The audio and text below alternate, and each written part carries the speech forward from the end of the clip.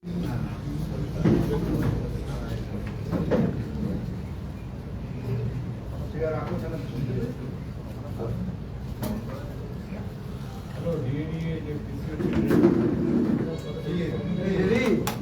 চলো। নমস্কার, সংগ্রামী যৌথ মঞ্চের পক্ষ থেকে আপনাদের সাংবাদিক বন্ধুদের সকলকে স্বাগত জানাচ্ছি। আজকে 15 বছরের একটা সরকার, যে সরকারটা এই নবান্নটাকে একটা যক্ষপুরী করে রেখেছিল, সেই যক্ষপুরী ভেঙে আমরা যখন ঢুকছিলাম মনে হলো যেন অঘ্রাণের একটা সুবাতাস বয়ে যাচ্ছে, তার মধ্যে দিয়ে আমরা প্রবেশ করেছি। বিগত 15 বছর ধরে কর্মচারীদের সাথে মুখ্যমন্ত্রী বসে তাদের আলাপ আলোচনা করা, তাদের সমস্যার কথা শোনা, কর্মচারীদের মুখ থেকে রাজ্যের সাধারণ মানুষের দুঃখ দুর্দশার কথা শোনার মতো অবকাশ তারা পাননি। কর্মচারীরা তাদের কাজ করেছেন এবং সেখানে আমরা বলেইছিলাম যে যে সরকার কর্মচারীদের সাথে থাকে না সেই সরকারকে ক্ষমতায় থাকার কোনো অধিকার নেই এবং তার জন্য যা কিছু করা হয়েছে। বর্তমান মুখ্যমন্ত্রীর কাছে আমাদের আবেদন ছিল যে কর্মচারীদের বিষয়ে যেসব সিদ্ধান্ত হবে সেই সিদ্ধান্তগুলো তাদের সাথে আলোচনা করে নেওয়া হোক। আজকে সেই বৈঠক ছিল, দীর্ঘ প্রায় 1 ঘন্টা 40 মিনিট ধরে সেই বৈঠক চলেছে।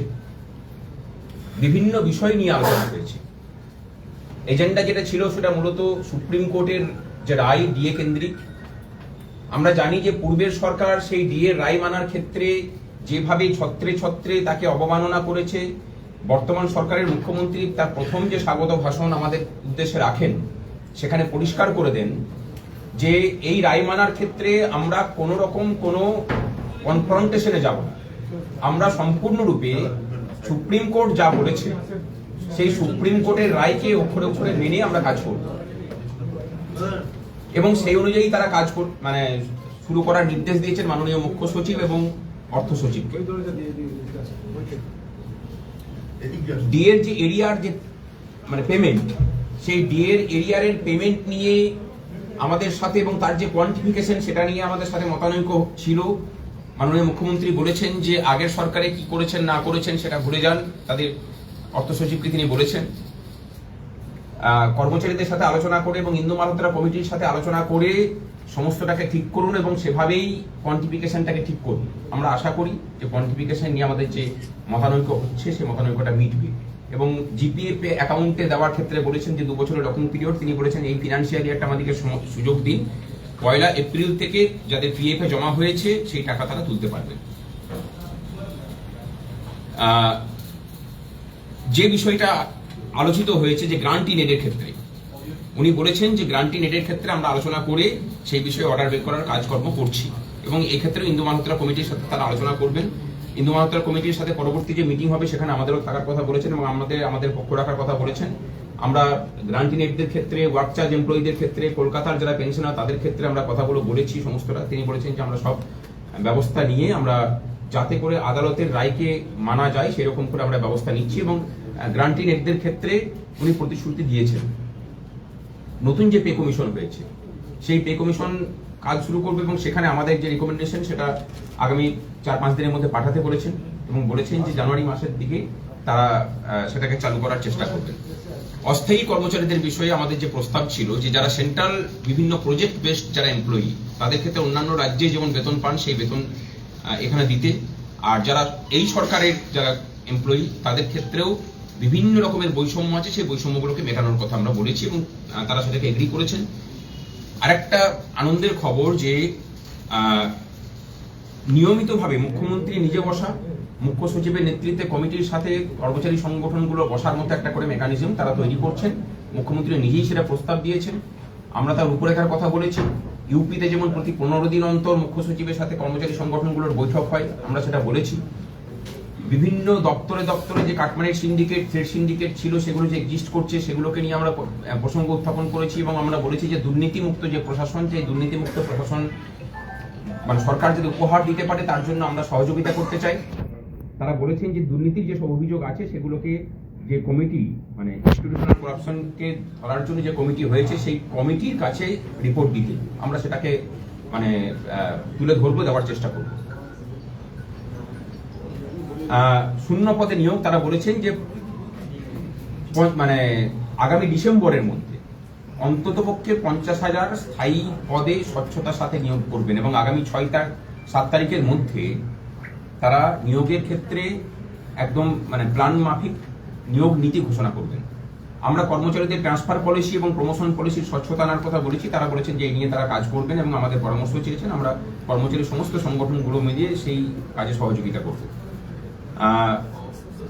যে নোটিফিকেশন দেওয়া হয়েছিল, তারা বলেছেন যে সেই নোটিফিকেশন যেখানে বলা হয়েছিল যে সবাই মুখ খুলতে পারবে না, সেই বিষয়টা নিয়ে আমরা কথা তুলেছিলাম। মাননীয় মুখ্য সচিব সেটাকে নিয়ে ক্লারিফিকেশন দিয়েছেন, সেটা বলেছেন যে সব ক্যাডারের জন্য নয়, সেটা কিছু মানে শ্রেণীর কর্মচারীদের জন্য। আমরা বলেছি যে তথাপি ডিআরও রুলের কিন্তু সেটা বিরোধী।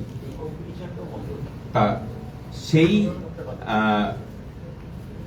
বলছি যে সবাই চলে আসুন, না অসুবিধা কি আছে?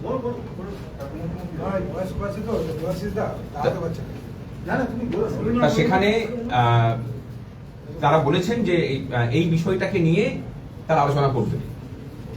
মোটের উপর যে আলোচনা হয়েছে সে আলোচনাতে আমরা অত্যন্ত সন্তুষ্ট এবং বর্তমান রূপার যে বকেয়া 42% আমরা প্রস্তাব দিয়েছি যে একটা স্থায়ী আদেশনামা বের হোক এবং সেই স্থায়ী আদেশনামাতে এর পরবর্তী ক্ষেত্রে যেভাবে এআইসিপিআই অনুযায়ী কেন্দ্র ঘোষণা করবে সেভাবে দেওয়া হোক, আর বাকি যে 42% আজকের দিনে বকেয়া, সেই বকেয়াটাকে তারা ধাপে ধাপে মেটান। মাননীয় মুখ্যমন্ত্রী বলেছেন যে তারা 22 তারিখে যে বাজেট পেশ হবে বাকি 8 মাসের জন্য, সেখানে পূর্ণাঙ্গ বাজেট, সেই পূর্ণাঙ্গ বাজেটে এই বিষয়ে কর্মচারীদের জন্য একটা ভালো সুখবর তারা দেবেন। সেখানে চিটকুটে ডিএ দেওয়ার মতো করে ডিএ নয়, মানে সমস্তটাই যাতে কর্মচারীদের সম্মান রেখে দেওয়া যায় সেই মতো ব্যবস্থা তারা করবেন। 22-এ বাজেট পেশ হবে সেদিনের কথা বলেছে। সুতরাং আমরা ধন্যবাদ জানাচ্ছি যে মাননীয় মুখ্যমন্ত্রী যে উদ্যোগ নিয়েছেন, দীর্ঘদিন পরে মানে কর্মচারীরা অন্তত বুঝতে পারলেন যে এই একটা মানে কর্মচারীরাও অন্তত সরকারের একটা অংশ, সেই ব্যাপারটা প্রতিষ্ঠিত হলো। আমরা আশা করছি যে এরকম নিয়মিত বৈঠক হবে এবং কর্মচারীরাও তাদের ইনপুট দেবেন যাতে করে সরকারটা আরো বেশি প্রো জনগণ হয়।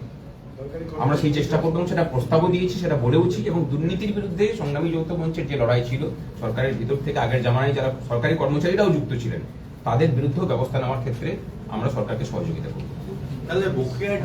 আর উনি আরেকটা কথা বলেছেন যে আগের আমলে আন্দোলন করতে গিয়ে বিভিন্ন সংগঠনের যারা শাস্তিপ্রাপ্ত হয়েছেন, সাসপেনশন কবলে পড়েছেন, তাদের নাম জমা দিতে তাদেরকে স্বস্থানে ফিরিয়ে নিয়ে আসার ব্যবস্থা করবেন এবং যেসব এমপ্লয়িরা যারা বিভিন্ন ক্রিমিনাল কেসে যাদেরকে জড়িয়ে দেওয়া হয়েছিল তাদের কেসগুলোকেও দিতে বলেছেন, তারা সেই কেসগুলোকে উইথড্র করে নেওয়ার কথা। আচ্ছা, যেটা বললেন যে অর্ডারটা নিয়ে 1 মিনিট অর্ডারটা নিয়ে বললেন যে কথা বলতে পারবেন না, শেষ পর্যন্ত কি বললেন? তারপরে অর্ডারটা কি উইথড্র করবে বা কিছু? না, সেটাকে আমরা বলেছি যে ডিআরও রুলে যেটা লেখা আছে পাইরোর ইন্টিমেশনের কথা, যে ইন্টিমেশন তুমি দিয়ে পরে তুমি মুখ খুলতে পারো, কিন্তু এখানে পাইরোর পারমিশনের কথা বলা আছে। নিয়মের মানে আইনের ঊর্ধ্বে চলে যাচ্ছে, সেটা কোনো অফিসিয়াল নোটিফিকেশন আইনের ঊর্ধ্বে যেতে পারে না। আমরা সেটাকে বলেছি, মুখ্য সচিব বলেছেন যে সেটা লিখিত দিন, আমরা সেটা সংশোধন করে নেব। আচ্ছা, নমস্কার।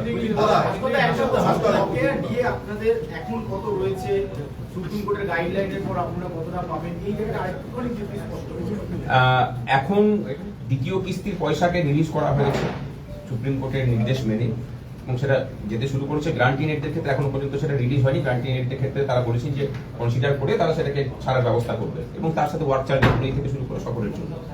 আর বর্তমান কারেন্ট রূপার যে বকেয়া তার পরিমাণ হচ্ছে 42%।